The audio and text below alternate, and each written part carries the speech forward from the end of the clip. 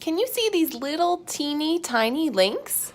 All right, do you ever think about what is the weakest link in your food, fitness, and health chain? Like, what is holding you back?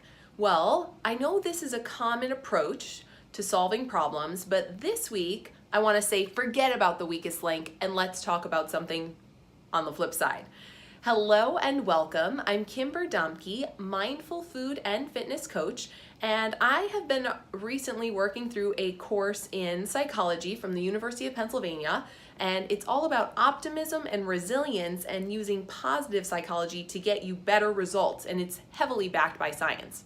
So, I know sometimes maybe we're thinking our weakest link, it's like nighttime eating really needs the attention, or our exercise regime just can't keep going, it keeps falling apart. It's great to notice these things, but when you're thinking about solving the problem, I want to invite you to consider another approach, and that is really identifying and using your biggest character strengths to approach and solve the challenges and create also more positive emotion when you are trying to solve these challenges.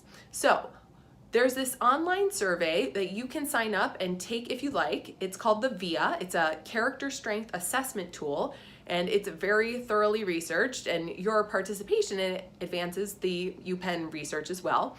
So I will put a link below for that, but also I want to talk about how to use it if you do decide to take this character strength survey.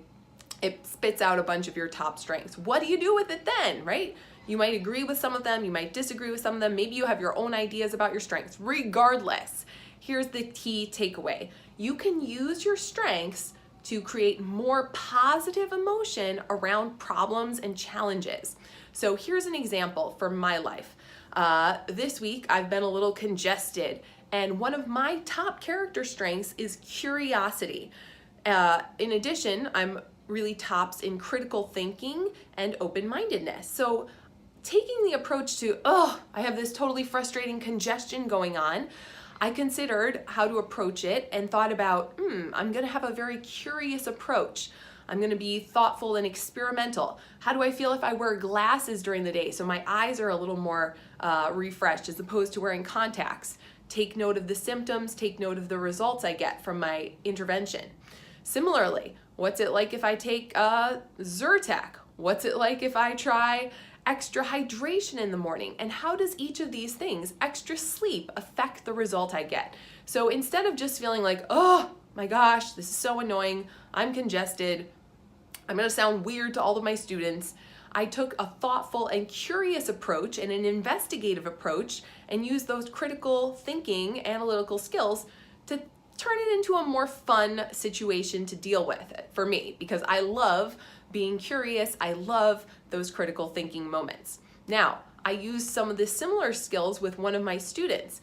She has had a sudden and very serious cancer diagnosis, stage 4, and a sudden intervention was needed, and I wanted to share with her some of what I would do. Obviously, it's a stressful situation. Obviously, there's going to be a lot of negative emotion around it, and fear and anxiety and stress, but I just shared with her what I would do alongside experiencing all that fear and stress.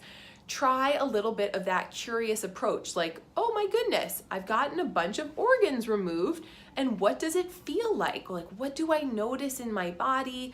You know, if there's uncomfortable sensations, otherwise known as pain, how can I sort of reframe my approach to that and investigate, again, those interventions? What kind of stretches make this feel a little bit more comfortable? Oh, wow, my body is totally like going through this new process inside. All of the organs are getting a chance to take up different space and go to different places.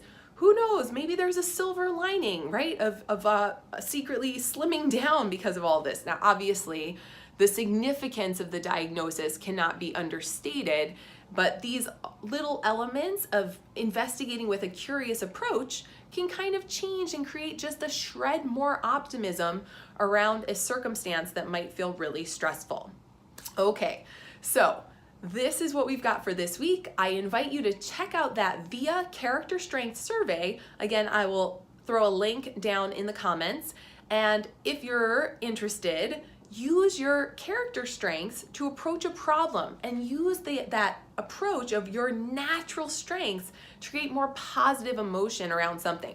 Instead of getting focused on your weakest link and really ruminating and getting negative about it, right? Just try this different approach, and the things that come naturally to you might just carry the day and might just bring you to some better solutions around the things that you are facing.